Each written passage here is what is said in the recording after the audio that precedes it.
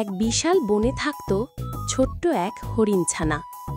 তার চকচকে বাদামি চোখ, নরম পা আর খেলো মন দেখে বনের সবাই তাকে খুব ভালোবাসত।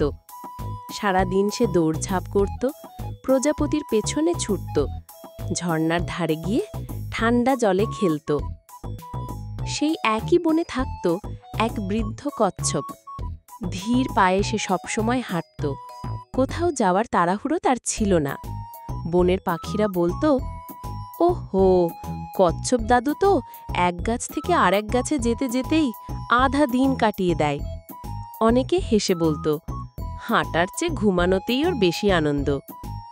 ছোট্ট হরিণছানাটিও মাঝে মাঝে মজা করে বলতো, দাদু, তুমি কি কখনো দৌড়াতে পারো নাকি ঘুমিয়েই কাটাও?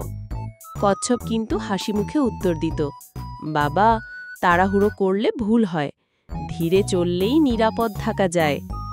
এমন সময় একদিন দুপুরে হরিণছানা ঝর্ণার পাশে খেলছিল। খেলতে খেলতে সে এক ঝোপের মধ্যে ঢুকে পড়ল। সেখানে গাছের লতাগুলো জট পাকিয়েছিল। খেলার আনন্দে খেয়াল করেনি তার নরম পা একটা শক্ত লতায় জড়িয়ে গেল। হরিণছানা বারবার লাফাতে লাগল।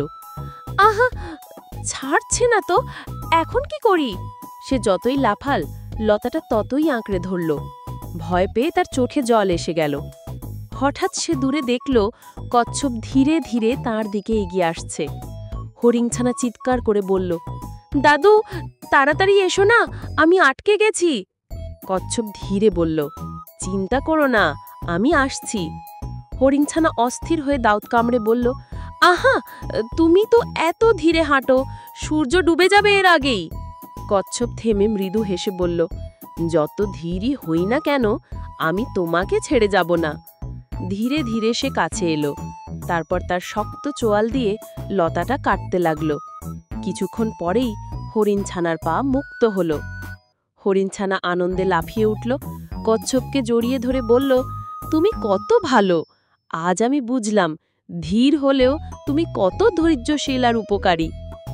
কচ্ছপ মমতা ভরা চোখে বলল, বন্ধু, গতি নয়, মনটাই আসল। মন যদি ভালো হয় তবে ধীর হয়েও অনেক কিছু করা যায়। সেদিন থেকে হরিণছানা আর কখনো কচ্ছপকে নিয়ে হাসা